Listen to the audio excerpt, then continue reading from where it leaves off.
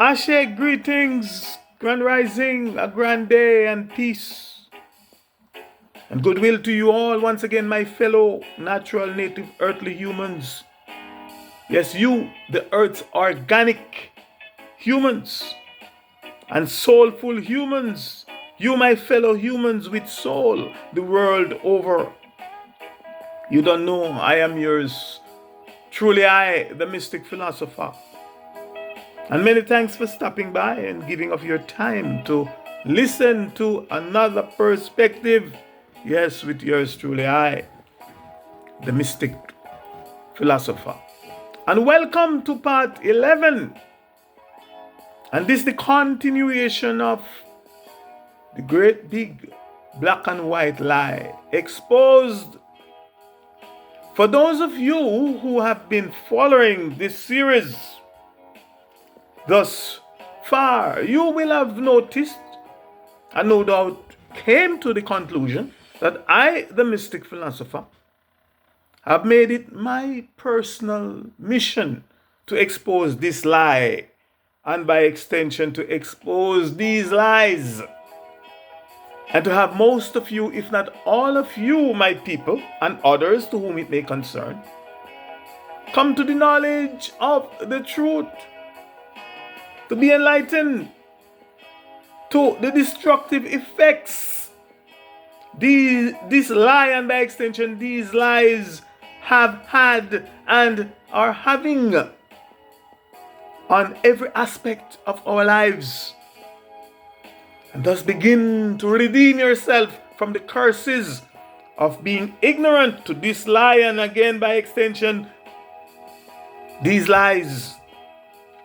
For as it has been written thousands of years ago, my people are destroyed for lack of knowledge. And also another quotation, my people perish. Why? For lack of knowledge.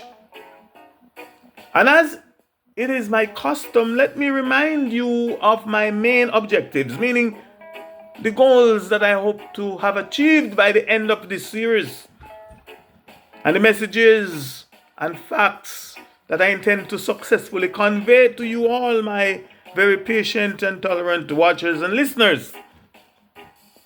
And my objectives are at least 8, and they are as follows. Number 1 is to show and prove to you all, my fellow highly enriched and highly carbon skin complexion, natural native earthly humans, why we should not and why we must not call ourselves black. Number 2 is to show and prove to you why we should not and why we must not pronounce upon ourselves black or allow others to pronounce upon us the word black.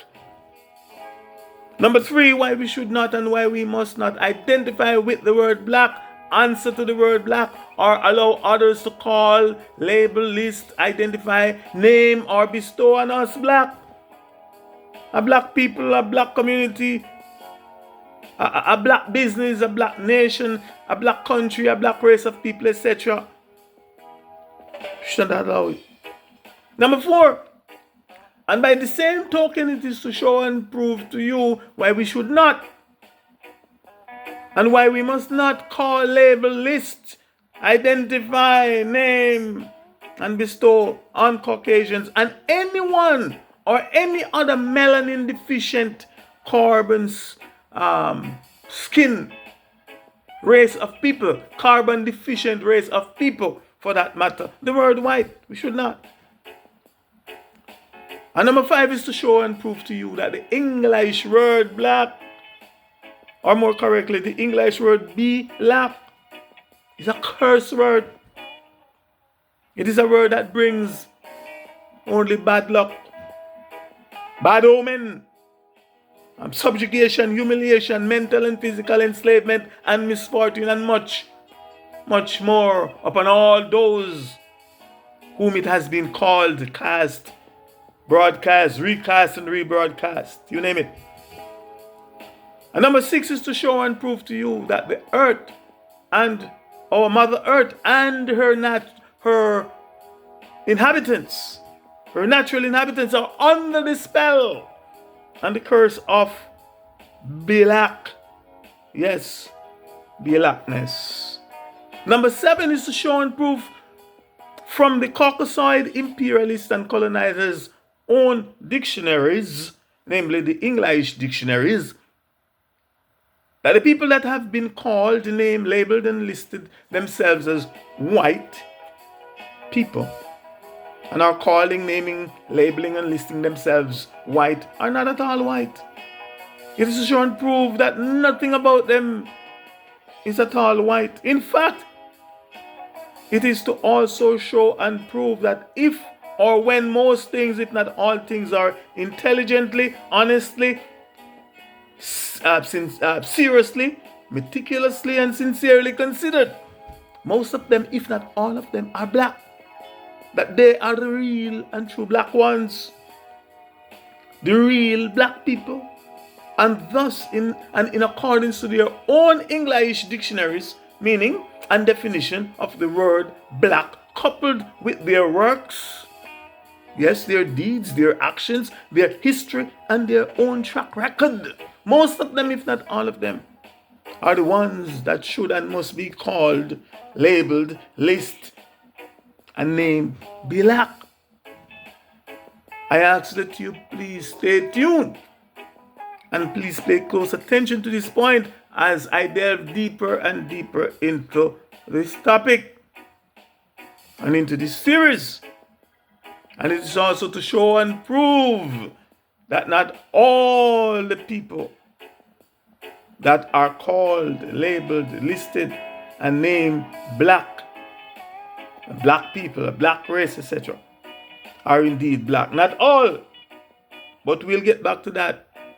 Stay tuned. Number 8 is to show and prove to you that this, our current existence upon this, our planet, is a game. In this reality, yes, it's a game. And one in which we, melanin, highly enriched melanin and carbon skin complexion people, are being played like pawns on a chessboard. It's a game that is heavily stacked against us. And that in order to change the game in our favor, or to have it at least make it a fairer game, we have to change the name, black, and all its synonyms and euphemisms, I might add.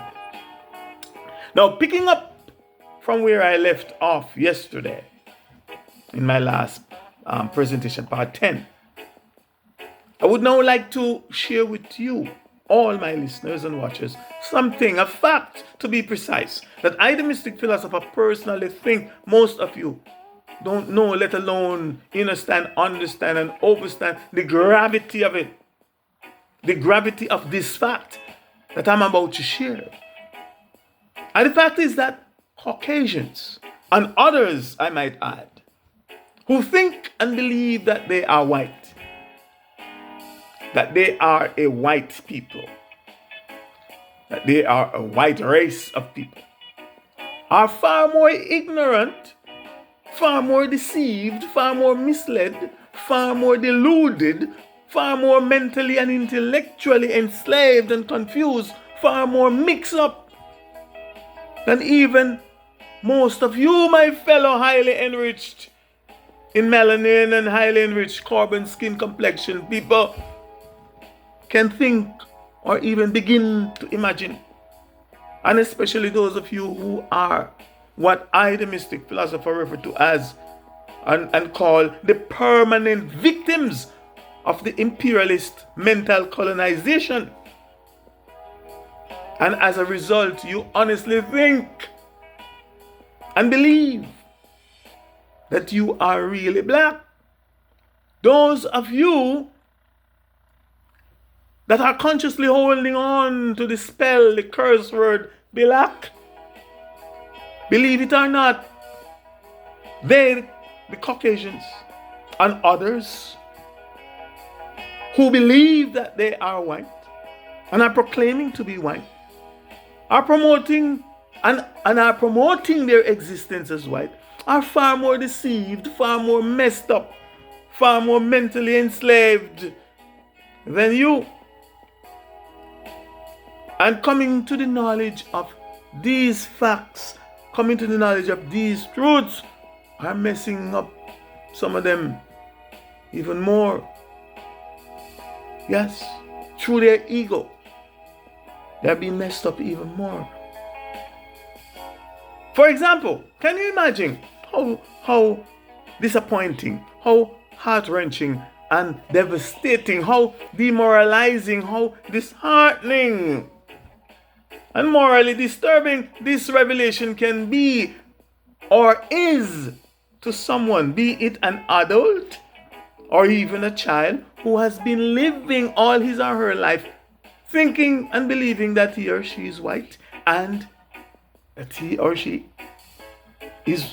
was white, only to come across my video or my videos, and while trying to ignore the revelations therein and trying to prove me wrong, he or she discovered that he or she is not at all white. He or she discovered that nothing about him or her is white. That he or she has been living and practicing a lie. Can you imagine what this revelation can, will, and is doing to some of them? Here's another example. Can you imagine little Becky? Little Becky spoken of in previous session. Can you imagine little Becky, also called Snow White, suddenly discovering the truth that nothing, suddenly discovering the truth and nothing but the truth, that she is not at all white, and that her parents, her school, her church, her religion, her government, and her society have been consciously or unconsciously lying to her, thereby deceiving her all her life? Can you imagine? And to add more salt to her wound, she also discovered that the people that she was taught were black, as a result less than, and is calling black, are not at all white, are not at all black. Can you imagine? And that in fact she was not, and that she is not better than them or superior to them, as she was led to believe, and that all her privileges and favoritisms that she had received and are receiving from her teachers and others above her classmates were and are all based on falsehood. Can't you imagine when she discovered, little Becky discovered, or Snow White discovered these facts? From my perspective, at the very least, she might be hurt emotionally. But it is written in their own Caucasoid imperialists and colonizers and colonialists history and holy book, aka the Christian Holy Bible. And I quote, "You shall know the truth, and the truth shall set you free," unquote. Only the truth can get them out of their misery. Both ways. Apply to both. That was all. "And you shall know the truth, and the truth shall make you free." Only the truth can set them free, and by extension, only the truth, aka facts, which is a proven truth, can and will set us all free and get us out of living a lie. Now, in the interest of time, this will be the end of this part 11, so please stay tuned. Please stay tuned, because there are much more thought-provoking thoughts,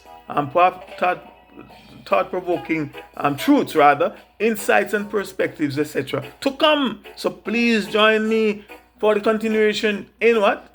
In part 12. There I will pick up right back where I'm leaving off right now. So thanks again for watching and listening. And if you think or believe that my presentations in this series or worth sharing with a friend, or to provoke someone to think about it and to get a reaction, or to get what you call it again, I forget the word I'm looking for right now, somebody to counter it, please share. In the meantime and between time, I will appreciate if you share. In the meantime and between time, here's willing that in your becoming you become more and more and much, much more, definitely not less. Let no one be less you. For I am the mystic philosopher. Ashe, Ashe, Ashe, I say. Thanks again.